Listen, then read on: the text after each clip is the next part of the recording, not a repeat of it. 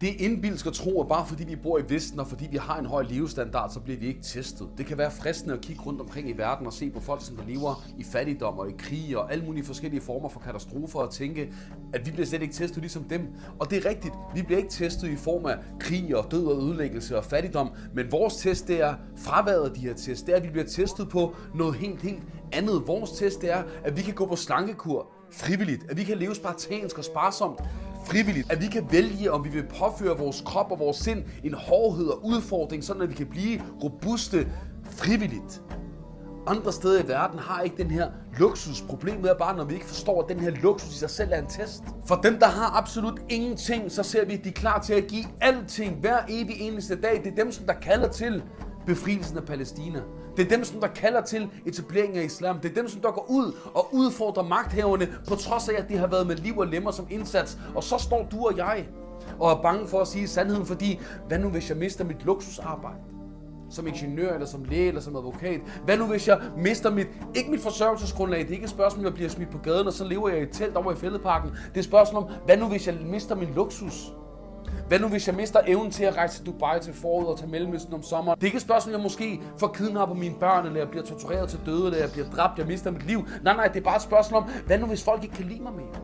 Hvis vi nåede dertil, at dem af vores brødre og søstre, som der faktisk betaler prisen for den verdensorden, som vi lever i, og som vi er vidne til, at det er dem, som vi regner med skal gå forrest, at det er dem, som vi regner med skal ofre mere, end hvad de har ofret allerede. Fortæl til et barn i Gaza, at han skal ofre mere, end hvad han har. Fortæl moren i det sydlige Libanon, som der har mistet hendes familie og hendes hjem, at hun skal give mere, end hvad hun har. Fortæl onklen i Iran, som der har ofret i forbindelse med amerikanske og israelske bombardementer, at han skal give mere, end hvad han har. Kan du høre, hvordan det lyder? Jeg er sikker på, at hvis vi kigger i spejlet og bagefter kigger hinanden i øjnene, så ved vi godt, at vi burde med alle de ni'am, alle de velsignelser, som Allah han har givet os, så burde vi ofre mere, end hvad vi har. Det kan ikke være rigtigt, at vi bliver ved med at gå i vores lille luksus osteklokke og tro, at livet det er bare nemt for os. Alhamdulillah, Allahu Akbar, vi takker Allah for alle de ni'am, han har givet os. Og så laver vi du'a for vores brødre og søstre i Ressa og alle mulige andre steder. Og så boykotter vi at melde os ud af Pure Gym og lader være med at købe den der specifikke tandpasta. Og så tror vi har gjort vores. Hvis jeg vågner op med en følelse af selvtilfredshed, fordi jeg laver min salat, fordi jeg har været ude og råbe Free Palestine på et eller andet tidspunkt, så er der noget galt. Og så skal jeg vide, at den standard, som jeg har sat for mig selv, overhovedet ikke er en standard. Det ligger nede i rendestenen. Jamen det er da fint, at du lige kunne hæve hovedet over alle de ekskrementer, som du ligger og bader rundt i, men der er langt derfra op til poolen med det rene vand. Der er en grund til, at profeten sallallahu alaihi wasallam, han sagde, at de fattige, de vil indtræde Jannah, før de er rige. Ikke fordi der er en særlig værdi i at være fattig, men fordi at de fattige, de har mindre at blive stillet til regnskab for.